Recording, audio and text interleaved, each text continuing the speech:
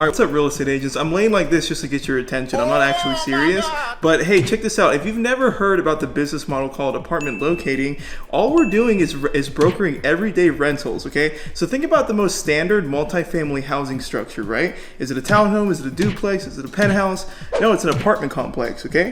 So if you help clients rent an apartment, as you can imagine, it's more laid back. It's not really that big of a deal compared to buying a house, right? But the commission is $1,000 to $2,000 per transaction, okay? Because normally you get a month out of the 12-month contract, okay? So it's not the commission that's really impressive, but it's the quantity of times. The amount of times you can actually broker these transactions in a month is insane, okay? You can do this 10, 20, 30 times in a single month. Even if you do the job mediocre and you're doing 8 of these deals in a month, okay?